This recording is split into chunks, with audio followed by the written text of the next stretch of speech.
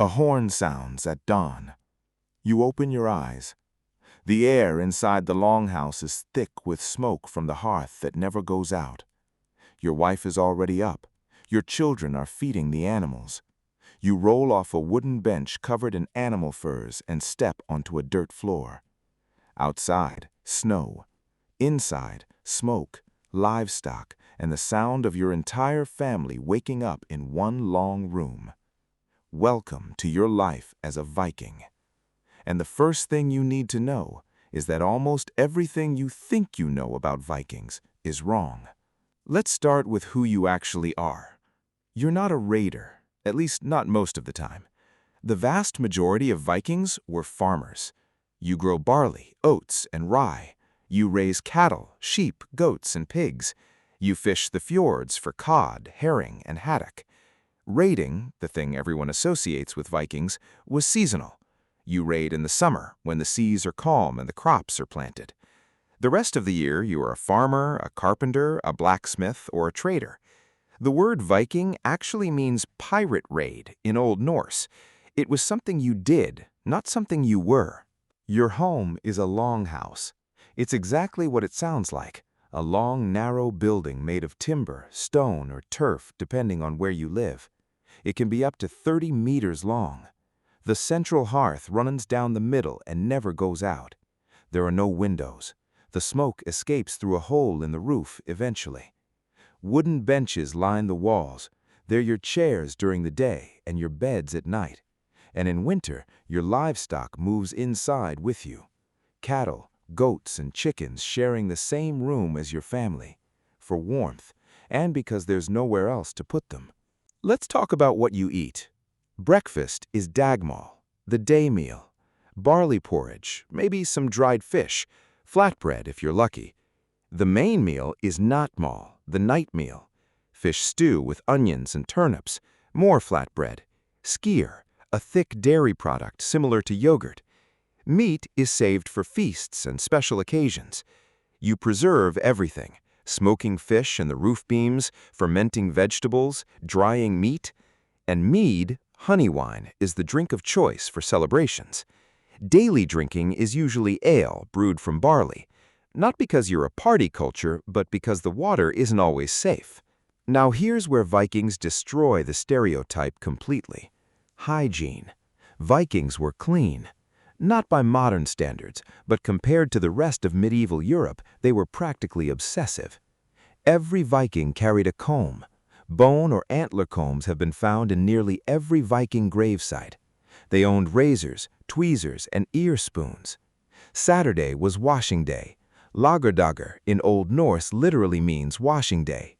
They bathed weekly in hot springs or heated water. Some even bleached their hair blonde using lye soap. An English chronicler actually complained that Viking men were stealing English women because they combed their hair and bathed on Saturdays.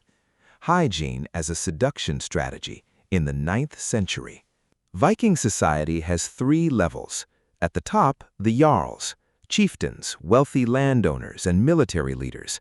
They wore fine clothes, imported wine from Germany, and employed skalds, poets who composed epic sagas about their deeds.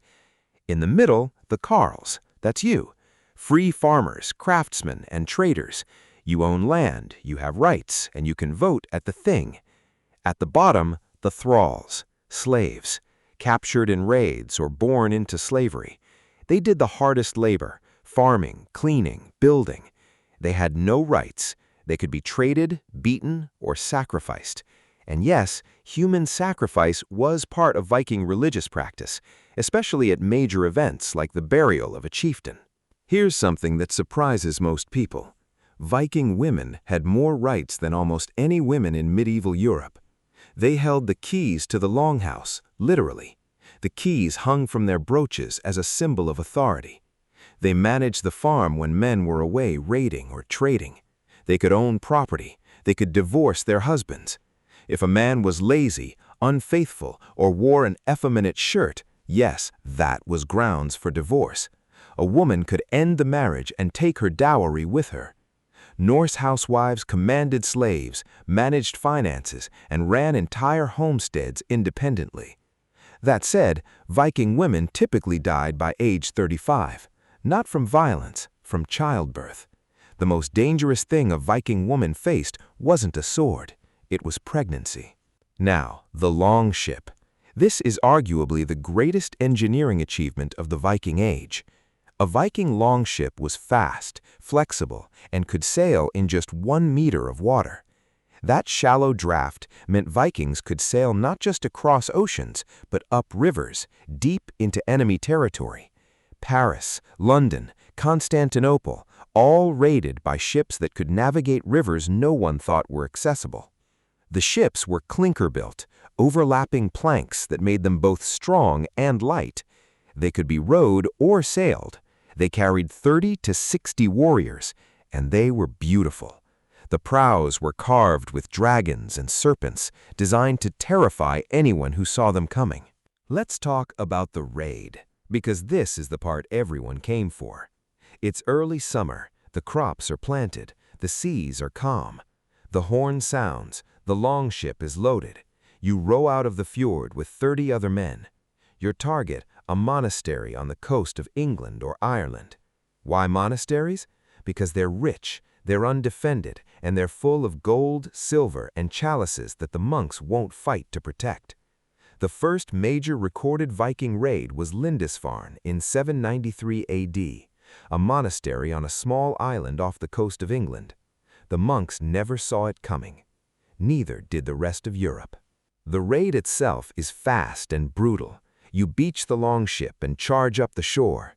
Axes, swords, and spears, shields painted with your clan's colors. There's no prolonged siege, no strategy meeting. Hit fast, take everything valuable, load the ship, leave before reinforcements arrive. Gold, silver, livestock, and people. Captives are taken as thralls, slaves, or ransomed back to their families. The slave trade was one of the most profitable Viking enterprises. Dublin, yes, Dublin, was founded by Vikings as a major slave trading hub. In battle, the shield wall. Vikings fought in tight formation, shields overlapping, each man protecting the person next to them. Breaking the shield wall meant death. Holding it meant survival. Weapons were mostly axes, cheaper and more versatile than swords. Swords were expensive and often given names. A named sword was passed down through generations. And then the Berserkers, elite warriors who fought in a trance-like fury.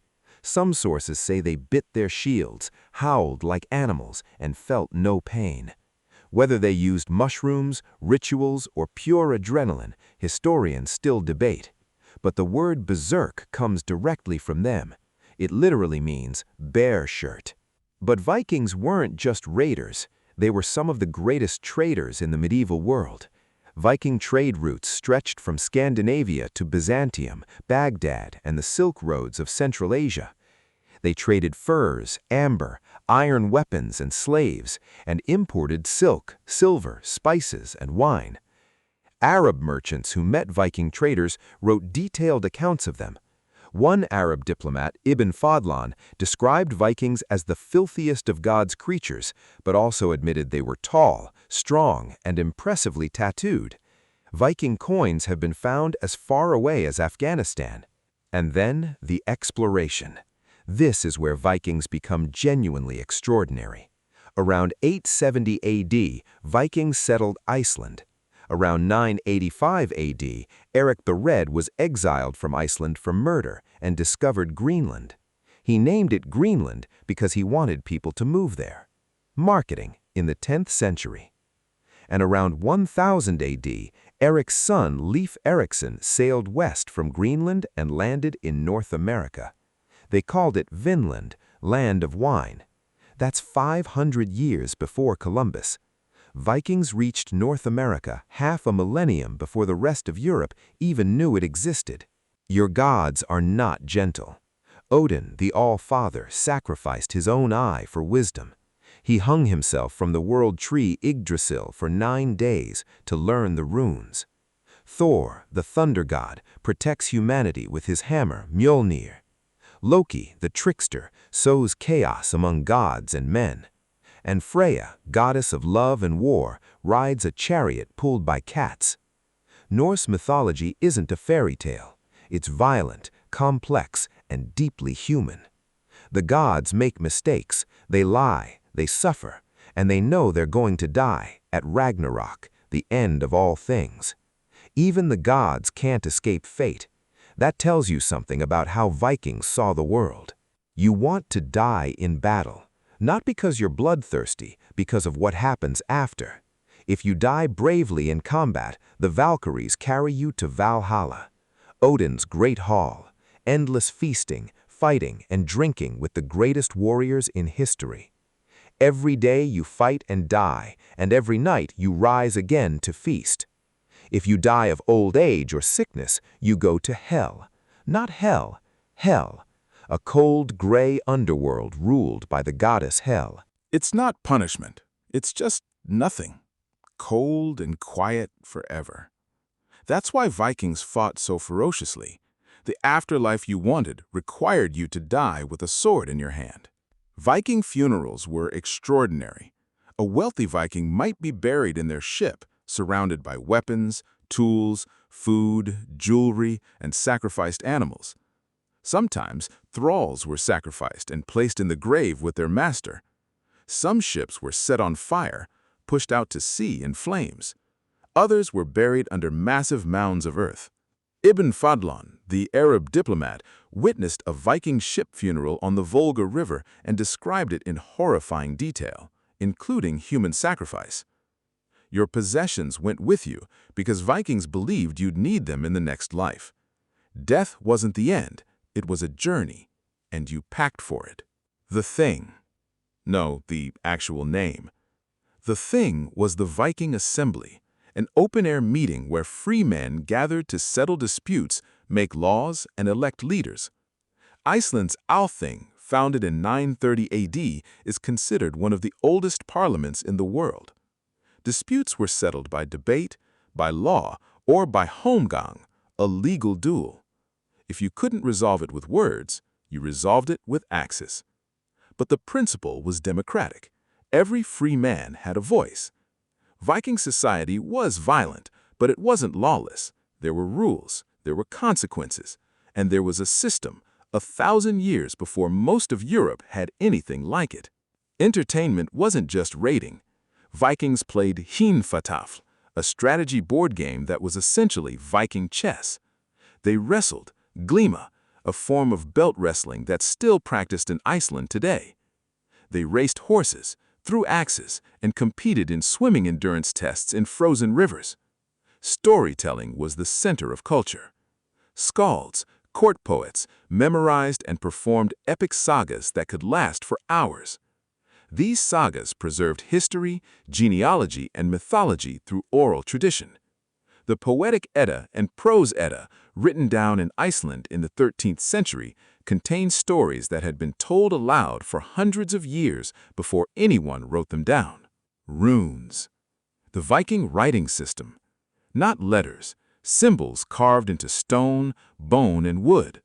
The runic alphabet is called the Futhark, named after its first 6 letters. Runes weren't just for writing. Vikings believed they held magical power.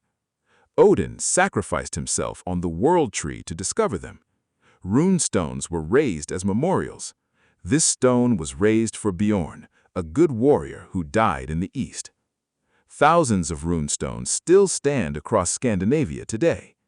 Messages from a civilization that wanted to be remembered, carved in stone so they would last. Your life expectancy, if you survive childhood, is about 40 to 50 years. Disease, infection, and combat are the main killers. Winters are brutal. Months of darkness, freezing temperatures, and limited food. Famine was always one bad harvest away.